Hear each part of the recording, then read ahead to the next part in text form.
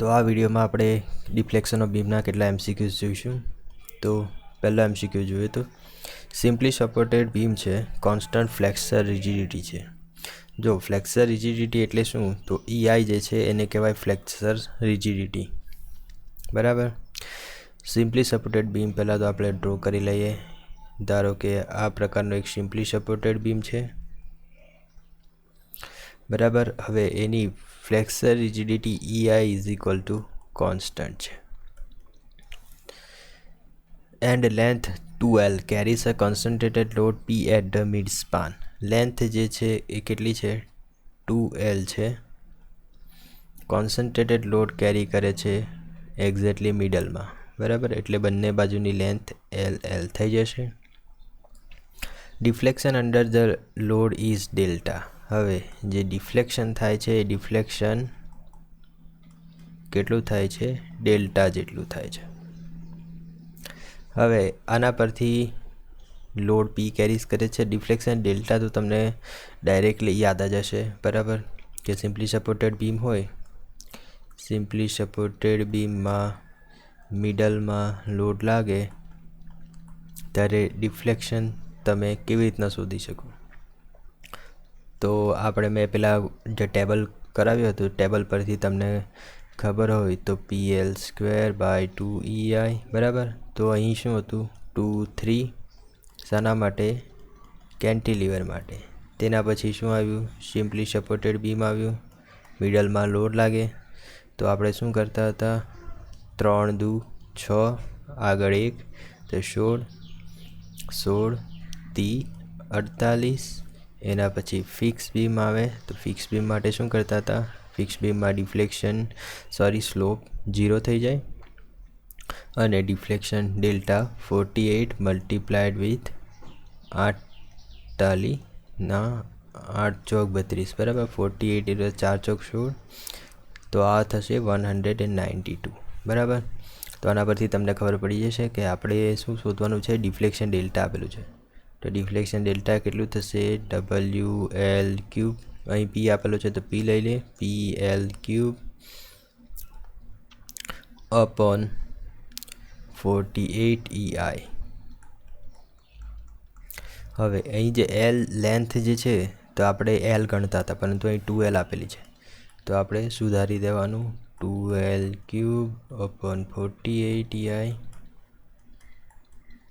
તો 2 દુ 4 દુ 8, 8 L3/48EI, 8 × 48, તો થઈ જશે PL3/6EI. તો આ જે છે આપણને ડિફ્લેક્શન ડેલ્ટા સિમ્પલી સપોર્ટેડ બીમના કેસમાં મળી. હવે કેન્ટિલીવર બીમ છે, સેમ ફ્લેક્સર રિજિડિટી છે અને લેન્થ L છે, લોડ P ફ્રી એન્ડ પર લગાડેલો છે, તો deflection at the free end will be. તો એનું ડિફ્લેક્શન શોધવાનું છે. જે કેન્ટિલીવર બીમ છે, લોડ P છે, લેન્થ L છે. બરાબર. તો આ જે છેડા પરનું ડિફ્લેક્શન છે તે આપણે શોધવાનું છે. તો કેન્ટિલીવર બીમ તમને ખબર જ છે શું છે, WL3/3EI. અહીં આપણને P આપેલો છે તો P. બરાબર. તો delta is equal two PL3/3EI. હવે ફ્લેક્સર રિજિડિટી બંને કેસમાં સેમ છે. બરાબર. તો આપણે ફ્લેક્સર રિજિડિટીની વેલ્યુ આપણે આની અંદર સબસ્ટિટ્યૂટ કરી શકીએ છીએ. બરાબર. તો અહીંથી આપણે EIને સૂત્ર ન કરતાં બનાવ્યું તો આ થશે PL3/6 ડેલ્ટા. બરાબર. EI is equal two PL3/6 delta. બરાબર. ધારો કે આને Δ1 કહી દઈએ. બરાબર. આને Δ1 કહી દઈએ અને Δ2 કહી દઈએ. બરાબર. તો PL3/6 Δ1, તો આની આપણે વેલ્યુ મૂકી દઈએ, 3 × EI એટલે શું થશે, PL3/6 Δ1. ઉપર નીચે PL3 ઉડી જશે, 6 Δ1 ઉપર જશે, 6 Δ1/3 તો થશે 2 Δ1. બરાબર. તો શું થશે, Δ2 ઇઝ ઇક્વલ ટુ 2 Δ1. શું થશે, Δ2 ઇઝ ઇક્વલ ટુ 2 Δ1. તો આન્સર શું આવશે? Then the deflection at free end will be. તો આનું આપણે ડિફ્લેક્શન શોધવાનું છે, એટલે કે Δ2ની વેલ્યુ શોધવાની છે. તો તે આપણને 2Δ1 જેટલી આવશે. એટલે કે પહેલાં જે સિમ્પલી સપોર્ટેડ બીમનું ડિફ્લેક્શન થયું તેના કરતાં આનું ડિફ્લેક્શન 2 ગણું વધારે થશે. તો answer she is the right answer. નહીં સમજ પડે તો ફરીથી એકવાર જોઈ લેજો, બરાબર. બીજો એક એક્ઝામ્પલ જોઈએ. તો કેન્ટિલીવર બીમ છે, રેક્ટેન્ગ્યુલર ક્રોસ સેક્શન છે, W એટ ફ્રી એન્ડ. શું છે? કેન્ટિલીવર બીમ છે, લોડ W લાગે છે ફ્રી એન્ડની ઉપર. Depth of the beam is doubled and the load is half. હવે જો ક્રોસ સેક્શન આપેલો છે, બરાબર. ચોરસ ક્રોસ સેક્શનનો બીમ છે. ડેપ્થ ઓફ ધ બીમ, ડેપ્થને D ગણી લઈએ, વિડ્થને B ગણી લઈએ. હવે શું કરવાનું છે? D2 is equal two 2D. અને બીજું શું કર્યું છે? And if the depth of the beam is doubled and the load is half. હવે W2 જે છે એ W/2 કરી દઈએ. Then the deflection of the free end as compare to the original deflection, બરાબર. તો ડિફ્લેક્શન Δ2 ડિવાઇડેડ બાય Δ1 શોધવાનું છે. તો શરૂઆતમાં આ જે W લોડ લાગે છે L લેન્થ પર, ત્યારે આપણે ડિફ્લેક્શન તો ખબર જ છે કેટલું આવશે? Δ1 ઇઝ ઇક્વલ ટુ WL³/3EI. હવે આપણે Δ2 શોધીશું. તો Δ2માં શું કર્યું? લોડ જે છે તેને હાફ કરી દીધો, બરાબર. લેન્થ તો તેમની તેમ જ છે, /3 × E × I. હવે આઈમાં બદલાવ આવશે, બરાબર. શું બદલાવ આવશે તો જોઈ લઈએ આપણે. શરૂઆતમાં જે I1 હતો તે કેટલો હતો? BT³/12. હવે જે I2 થશે એ કેટલો થશે? B આપણો એમનો એમ જ રહે છે, ડેપ્થ આપણે 2D કરી દીધી, ડિવાઇડેડ બાય 12. તો B × 2 × 4 = 8 D³/12 તો 8 BD³/12, બરાબર. તો 8I1 થશે. તો I2 બરાબર 8I1 થશે. તો અહીં I2 છે, અહીં I1 છે, બરાબર. તો I2 બરાબર 8I1. તો આપણે મૂકી દઈએ. તો અહીં થશે WL³ 2ને નીચે લઈ જઈએ તો 6E અને I2 is equal two 8I1, બરાબર. હું છેકી કાઢું છું, બરાબર.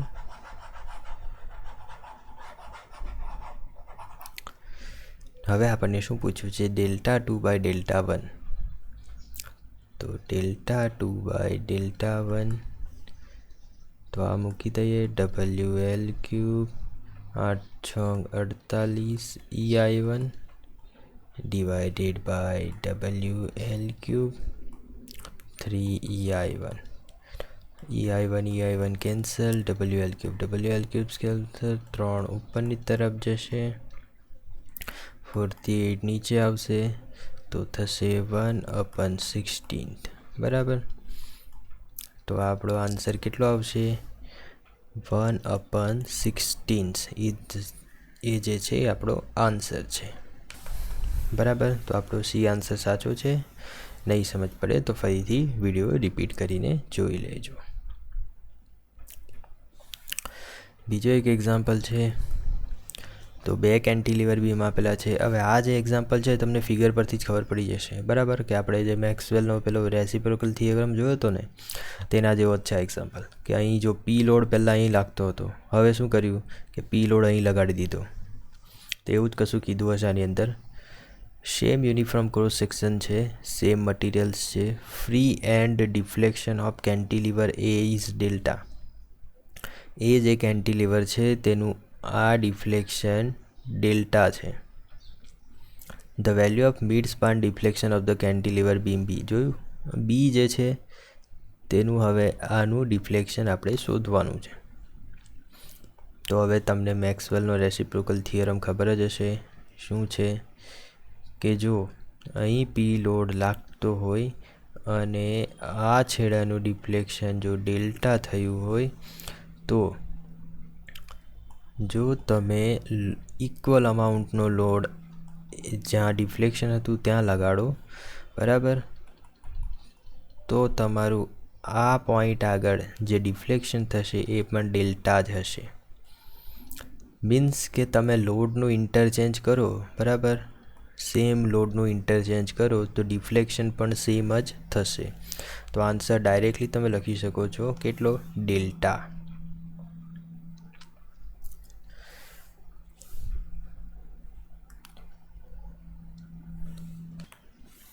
બરાબર. બીજો એક્ઝામ્પલ જોઈએ તો કેન્ટિલીવર બીમ છે. જનરલી તમને કેન્ટિલીવર અથવા સિમ્પલી સપોર્ટેડનું જ પૂછે, બરાબર. તેની લેન્થ L છે, મોમેન્ટ ઓફ ઇનર્શિયા I છે, યંગ મોડ્યુલસ E છે, કોન્સન્ટ્રેટેડ લોડ લાગે છે, અને જનરલી કોન્સન્ટ્રેટેડ લોડનું જ પૂછશે તમને, બરાબર.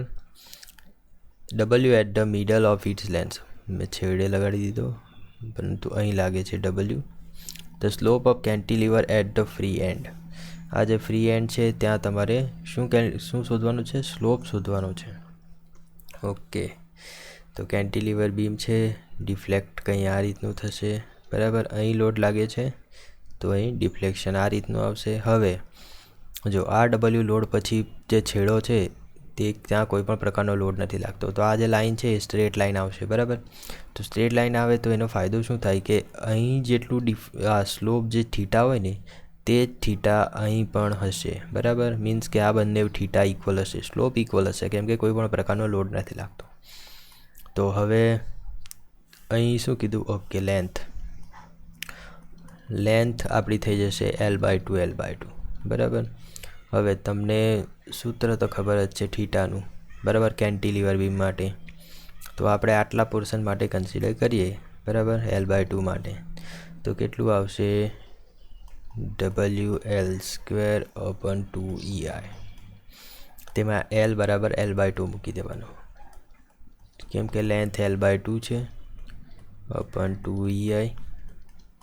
તો WL², 2 દુ 4 નીચે આવશે તો 2 દુ 4 દુ 8, WL²/8EI થઈ જશે, બરાબર. તો આ જે સૂત્ર છે એ જ ડાયરેક્ટ થીટા બંને જગ્યાએ સેમ જ હશે, અહીં પણ સેમ જ હશે ને અહીં પણ. ખાલી ડિફ્લેક્શન આવે ત્યારે તમારે આ બે સરવાળો કરવો પડે ઉપર નીચેનો, બરાબર. બાકી થીટા તો સેમ જ હશે. તો WL²/8EI. તો સી આન્સર જે છે એ આપણો સાચો આન્સર છે. બીજો એક એક્ઝામ્પલ જોઈએ તો કેન્ટિલીવર બીમ છે, બરાબર. લેન્થ L છે, કોન્સન્ટ્રેટેડ લોડ P લાગે છે, distance L/3 from the free end. Cantilever beam છે, લોડ ક્યાં લાગે છે? L/3 from the free end. Free એન્ડથી L/3 જેટલા ડિસ્ટન્સે લોડ લાગે છે P. What is the deflection of free end of the beam? બરાબર. આ જે ફ્રી એન્ડ છે ત્યાં આપણે ડિફ્લેક્શન શોધવાનું છે.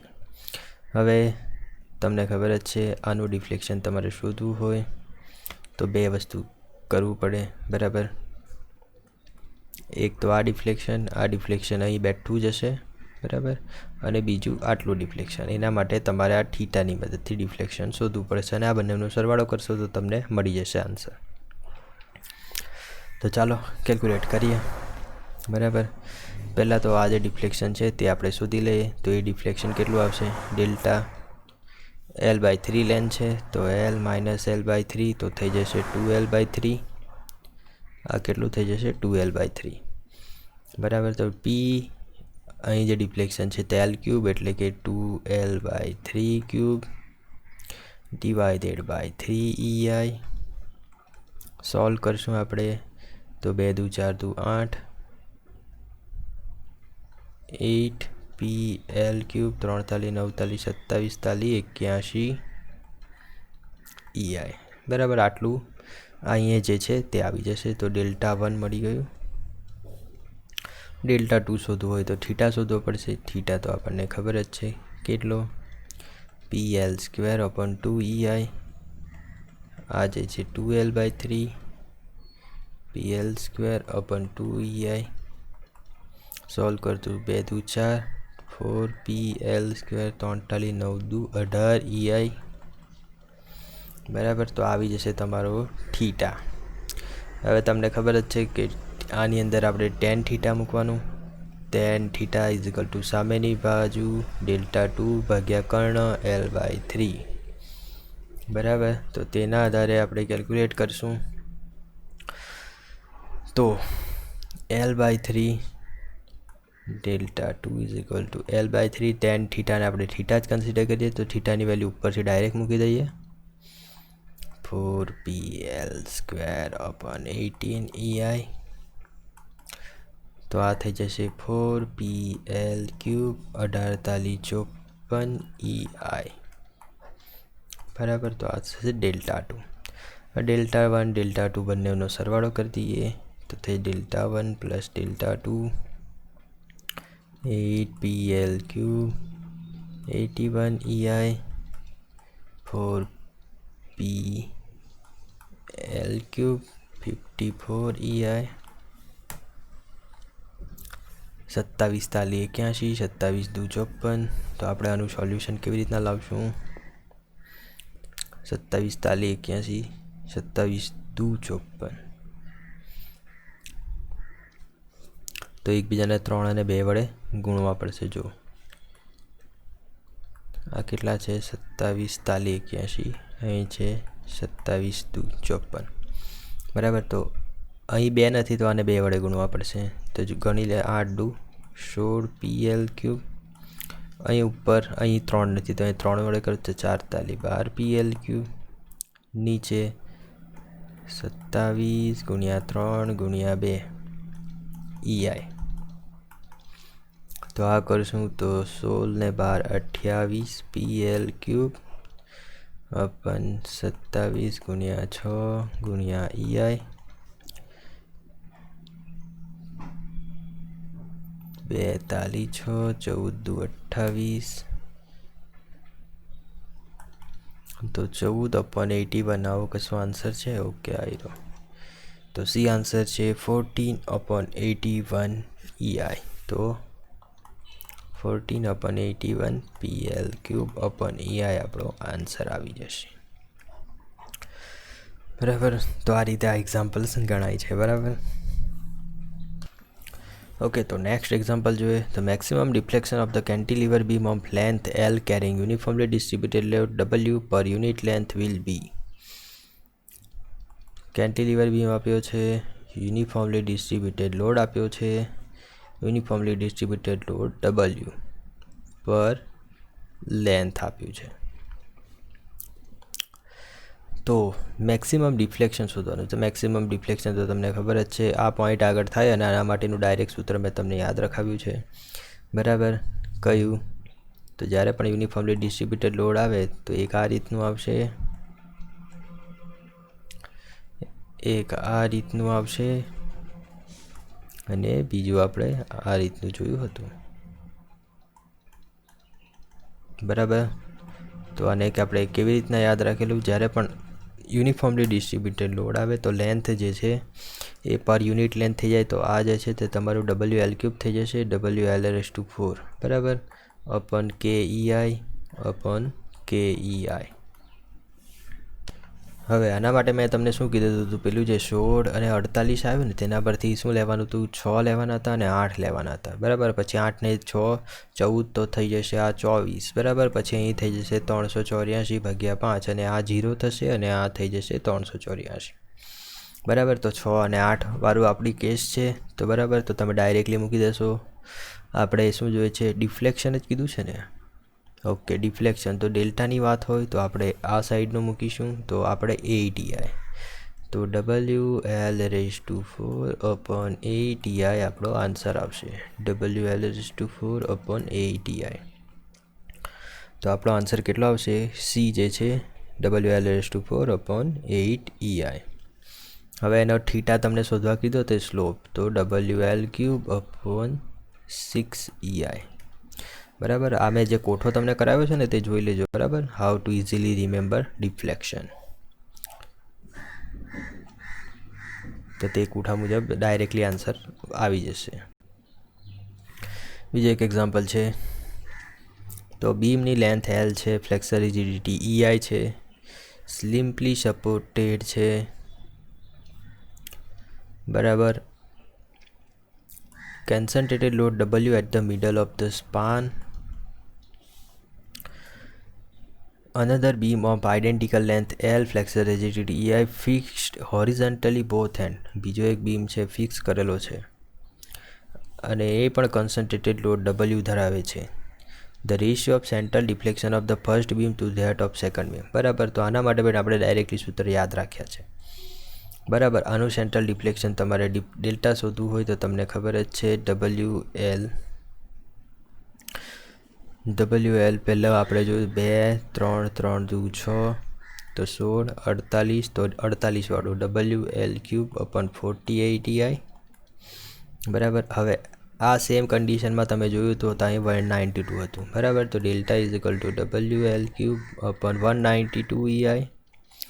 હવે તમને શું કીધું છે, ratio of central deflection of first beam to the second beam, પહેલાં અને સેકન્ડનો. ઓકે, તો આ જ રેશિયો આપણી પાસે માંગી લીધો છે. તો Δ1/Δ2 WL³ EI કેન્સલ, તો 192/48. તો 48 ને 4 વડે ગુણશો 8 ચોક 32, તો 4 જે છે તે આન્સર આવી જશે. તો D is the right answer. બરાબર, તો આપણો કયો આન્સર સાચો છે? 4 આન્સર સાચો છે. ઓકે, તો આ વિડીયોમાં આપણે ડિફ્લેક્શનના કેટલાક MCQs હતા તે જોઈ લીધા. બરાબર, થિયોરેટિકલ MCQ આપણે પછી જોઈશું. અત્યારે આપણે એન્જિનિયરિંગ સર્વિસ એક્ઝામમાં જે પૂછાયા હતા તે MCQs જોઈ લીધા. બરાબર, હવે નેક્સ્ટ વિડીયોમાં આપણે ચાલુ કરીશું ડિઝાઇન ઓફ ફ્લાયવ્હીલ. તો ત્યાં સુધી bye bye, C and take care.